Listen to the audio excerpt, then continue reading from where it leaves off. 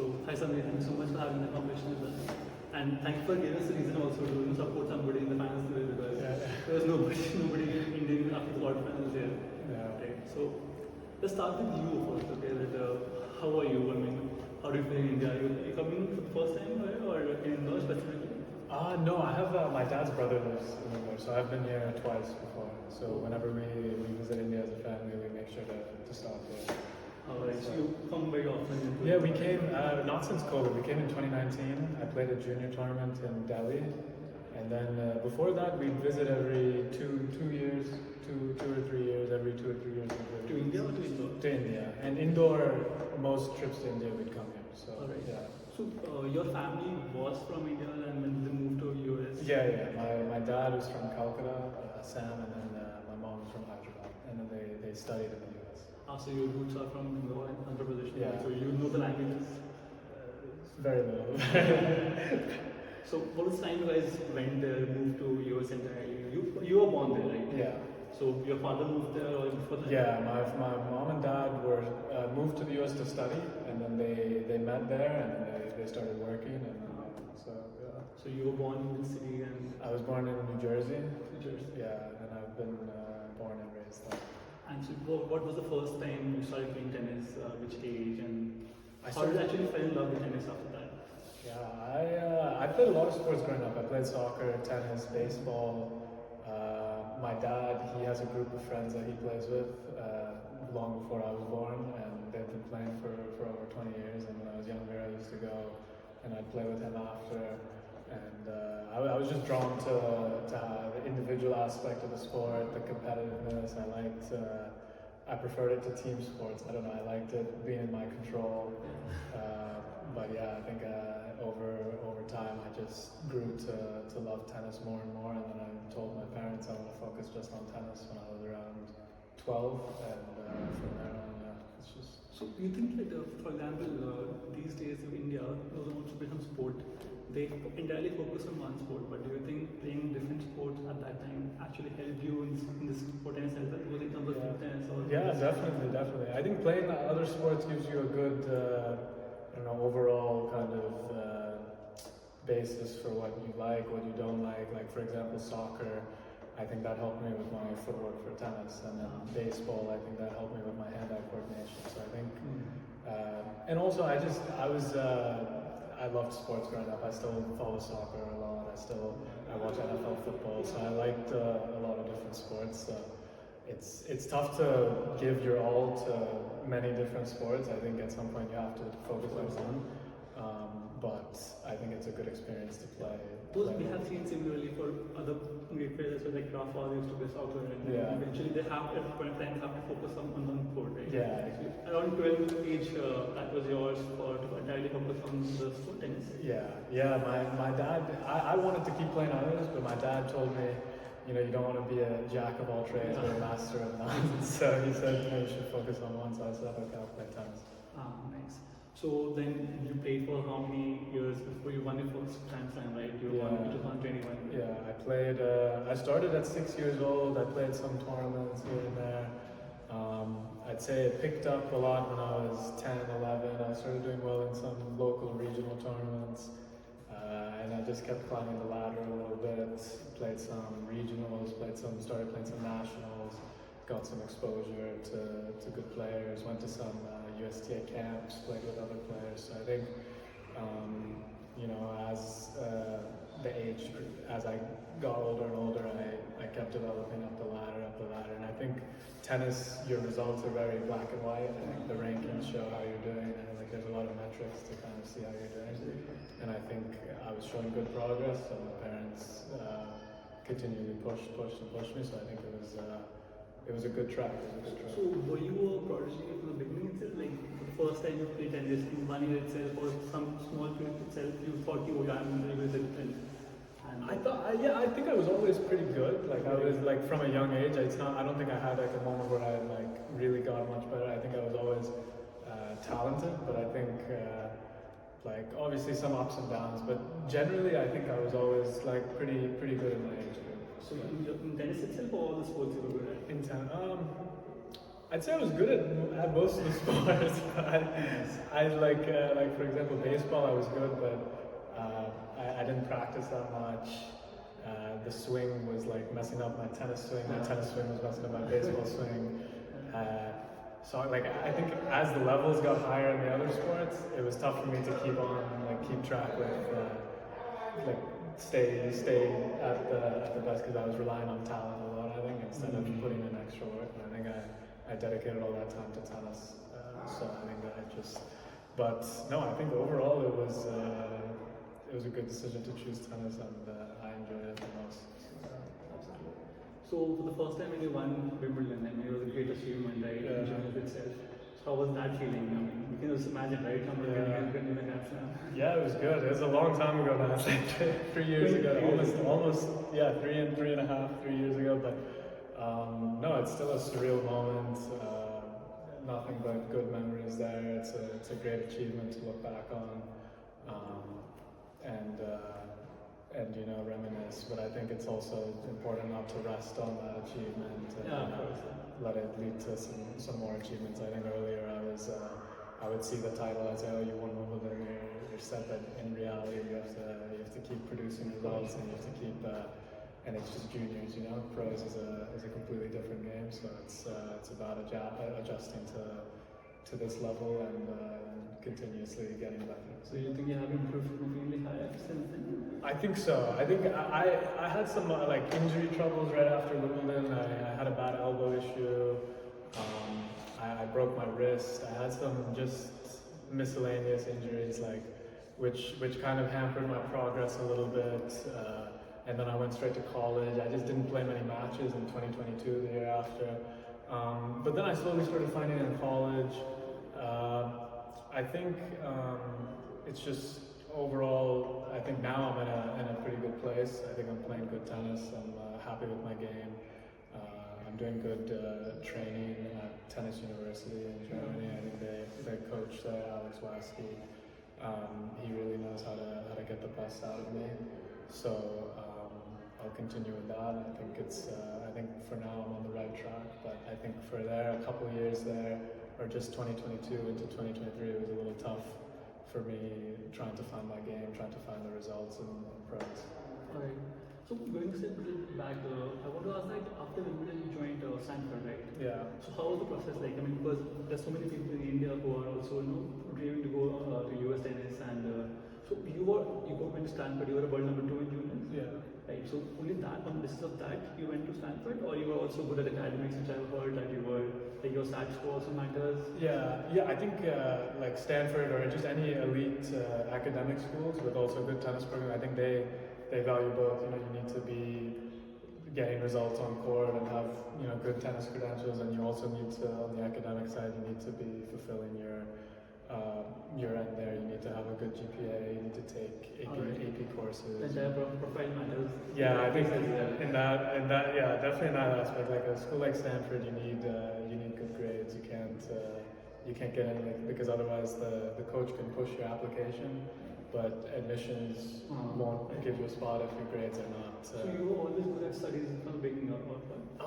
I think I have been. I think I went online school after COVID, and I think it maybe dedicated a little more time to tennis rather than academics. And in normal school, I was doing both a lot. So it's.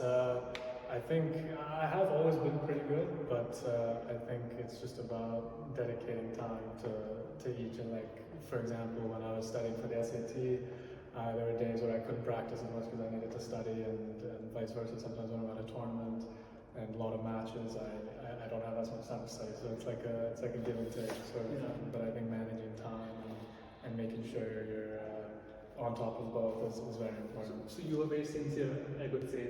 Yeah. And your parents had a very good influence on that? Yeah, definitely. My parents are very, very academically focused. Push a very, academics are a very big emphasis in our house.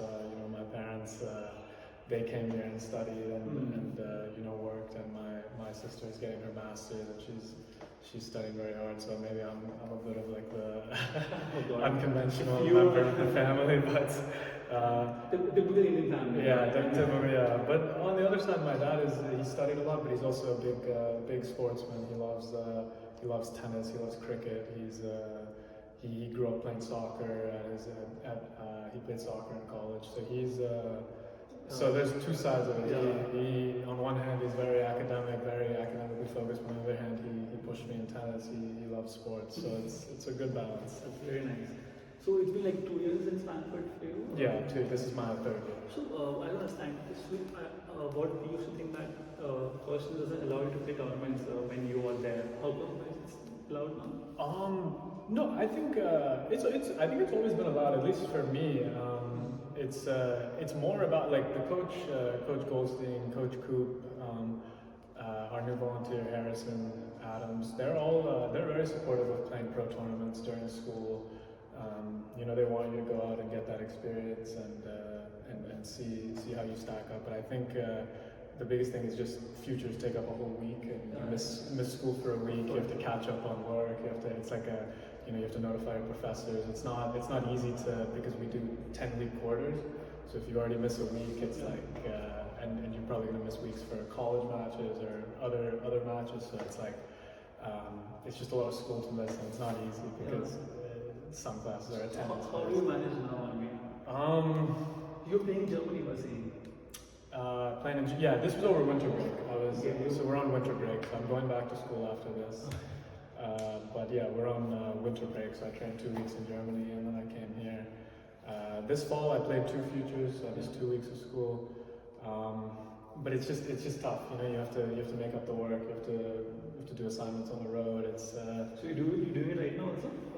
Right now we're on break, so no, I'm not doing it. There's no assignment for winter. No assignment for winter, thankfully. But when we start again, and we're in season now, so we'll be traveling more. I'll have to be doing that again. So since you have been there, I want to ask that if someone wants to become a pro tennis player and they're also maybe have a chance to go to a US college tennis, right? What do you suggest that should they go to this path, or should they just stick to trying to make professional and not go to the US? Because maybe tennis gives that US college gives you a degree, but it maybe takes a bit time also, right? Which you can put into your. I think it's definitely like an individual decision based on how you're doing. I think if you're doing very well in pros, you're having good results, your fitness is good, you have a good team around you, I think you should maybe not go to college and just try playing. And also with the rules now, NIL, there's a lot of ways you can, even if you try for a year, you can still go to college after. You see a lot of players now that are doing that have played on tour and now are coming back to go to college, which I don't understand. But on the other hand, if you just finished juniors, you haven't played many pros, college is always a good option. I think it's a good. You have a very good setup. You have guys to practice with all the time. You have coaches who will come train you whenever you need. You have fitness. You have training facilities. It's very good. But I think it's a very individual decision based on what you need. Absolutely, right. Makes sense. So again, a very hot topic. Your teammate Nishesh is doing so well. Yeah. So you must have seen his transition as well, right? Yeah. In the beginning, he was not doing this well. Yeah. But now he's playing to 50, qualifying there also. Yesterday he won the match right against top 100. Yeah. What do you think? What difference you have seen in his game throughout the time, which made him reach that level so quickly? Yeah, I think he's always shown this great level of maturity. Even at such a we came into college at the same time, but I'm almost 2 years older than him. I'm like a year and a half older than him. So he was 17 when he came into college, but he's just very disciplined with everything he needs to do. He gets to the court early, he warms up, he does practice, he does a cool down, he does his stretching, and I think that's partly because he had a lot of injuries when he was younger, so he's just very disciplined with what he needs to do to take care of his body. And then also he's just very, on court he's just very certain of what he needs. In practice he's just, I don't know how to explain it. He's just very self-assured, very knows what he needs. So, but what changed in the last 1 year where he just, he's always had the level though. He freshman year he came in and he won college nationals in the fall. Then he got injured, he had his wrist surgery, he rolled his ankle.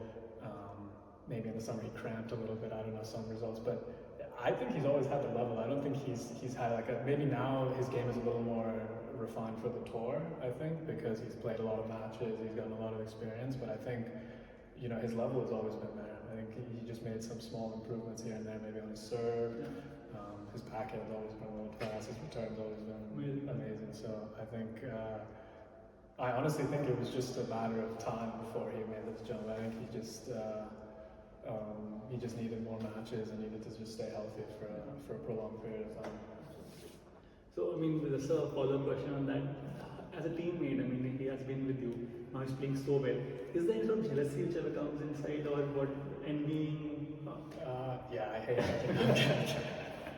No. He's one of my very good friends. All the best for him. Very happy for him. He's doing great, and he deserves it. He puts in the work. He has a great game. So there's no jealousy. I just think it's just more motivation. You know, I see him doing so well. I see him beating top players. I think it's more it motivates me to try to push and try to get there as well. So. So let's talk about your tennis now. I mean, today, what went wrong? What was the game plan before coming to the match? And I mean, you were not feeling well. We all know that. Yeah. I think you know, I felt very good yesterday at my semi-final. I thought I played with good intensity. I thought I returned well. I thought I put pressure, served well. Today I had a game plan to go into his backhand, come in, play smart, use my serve. But I just felt like I couldn't really do that because I was feeling very ill. In the warm-up, I just felt very lightheaded. Last night I was throwing up. I got very bad sleep. What did you drink? I mean, you came to Indore. I mean, you must have had something which is not good for you. I think I had like a cold coffee. I think I said no ice, but maybe they put a little ice. You went out? I think we went out to the central. It was unfortunate because I've been so good with everything this whole week, and just before today I have this. It was unfortunate, but. I mean, you see the importance of how precise you should be in the tournament. You can't even go wrong. So I think it just shows how careful you need to be, and how even if you feel a little off, it can completely affect. Because every day after every point today, I was panting. My stomach was not feeling good. I felt like I had no energy. I felt very weak because I think I threw up my dinner last night, so I had no food in me either. So it was just an unfortunate situation. But overall, I was happy with my game this week. Thought I played some good tennis. Thought I implemented some things I've been working on in a match setting. So I'm happy with that, and I'll take that with confidence into the college season.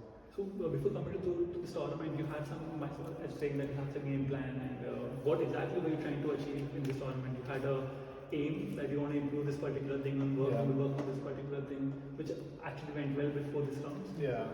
Something I've been working on with my coach in Germany, Waske, is just playing the right way, not worrying too much about the results. Results will come, results will go, but I think playing the right style of tennis, playing aggressive, playing quick on the feet, playing with big serves, intensity. Just playing the right way, moving forward. So I think that's something I've been trying to do. Even if it's tough, even if it's more comfortable for me to stay back and just try to make balls. I think just being able to play the right way and enforce my will on the opponent. I think that's something I've been working on. It's something I tried to do here, and I think I did a good job overall. Not tonight, but. So I mean, in last 5 tournaments you have played well, right? Almost 4 tournaments you have reached the semi-finals. Yes. You think that's what you're working for? That's what you're planning and what you're aiming is working for you? Yeah, definitely. I think the training has just made me more disciplined, and I think it's showing on court. I think there's a big emphasis on fitness, movement, and I think the more fit I am, the better I play, because I think I have all the tools. I think I have all the shots, but. It depends on my movement, it depends on my discipline in the matches. But I think I had a very good end to the summer. I won my first futures. And then in college I made the semis of a 25, and then I just made finals here. So I think it's showing some good results in futures. I think the next step will be to try to play some challengers, see how it goes there. But no, it's exciting. It's good that I'm playing some. So in next tournaments which you're going to play, what you think we have to improve, like to make it to actually top 100 or top 150, or maybe Nishesh, where Nishesh is playing at the moment? Yeah, I think overall serve and return are so huge. I've been working on my serve a lot. I think that's getting better. Return can still get better. I think those are the two keys. And then also fitness-wise, I think I've made some good strides. I've gotten a lot better, but I think I can get even more better because I think the best players in the world are also the best movers in the world. Yeah. So if I can move better, if I can be more efficient on my feet, I think that'll just make my game elevated. And also just working on developing my forehand as a weapon. I think I've done a good job of it so far, making it a lot better. But it can always get better. But yeah, those are the points of emphasis right now. Alright, makes sense. Yeah.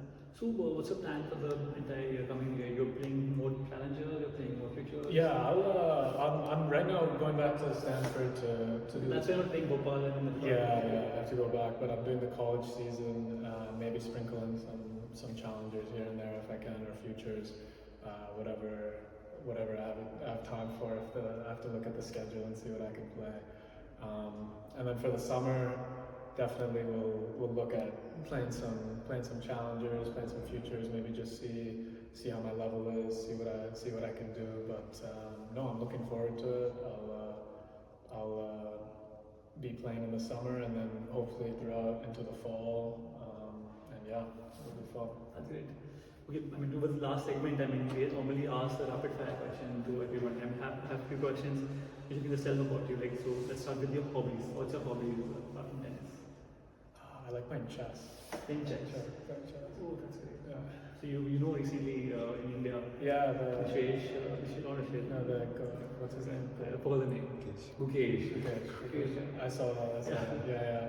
I don't follow chess as much, but I play on the app. Right. Your favorite travel destination? Singapore. Singapore. Yeah. What do you like about it? It's so nice. It's so clean, so nice. The food is great. I loved it there. I had a good week there, tennis-wise, so maybe that influenced my decision, but I love it there. The place you haven't been, but you want to go to? Australia. Australia. I've never. That's the only junior slam I didn't play because they canceled juniors for COVID, and I've never been there. So you want to go to Australia for the slam, or you want to go? Vacation, slam, whatever. I'm fine with either. Okay. Favorite cuisine? Indian. Indian. What do you like Indian the most? I usually like butter chicken, paneer tikka masala, but I've been loving dosas here, so I like both South and North Indian. Right. Your favorite home cooked food?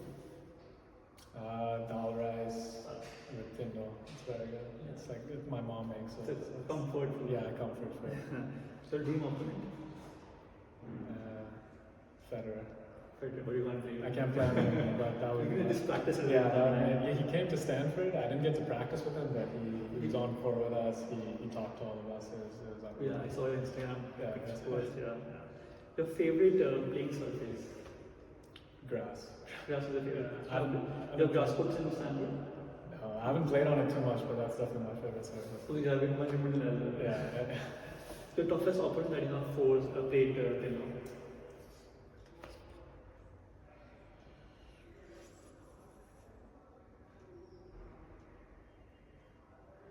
Probably Nishesh. I haven't played him in a match in a long time, but we practiced together a lot. So in practice, he normally wins. Yeah, he probably beat me more than I beat him. I hope you reach there soon. Yeah. To Nishesh level, and you can maybe beat him in the future. See, almost a segment is over, but I have some additional questions, like 2-3 more minutes. So this is for the people who are watching, who are basically young and rising like him as well.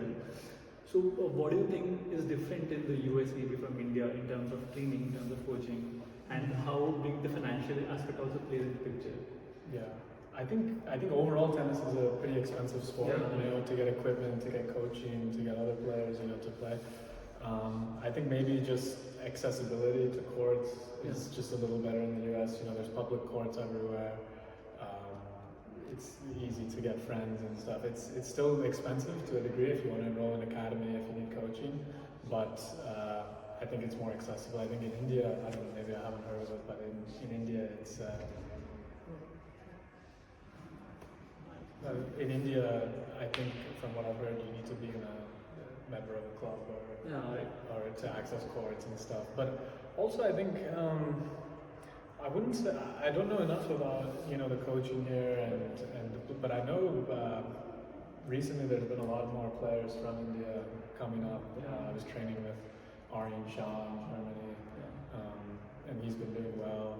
And he's from Ahmedabad, so he said tennis is very popular there. So I think overall it's definitely on the upswing. And I think in the US, I think there's just more access to facilities, access to coaching. I think makes sense. All right, I think we are almost done. Thank you so much for your time. I hope you have a great year ahead. Awesome. Thanks for the interview so much. Thank you very much. Thanks.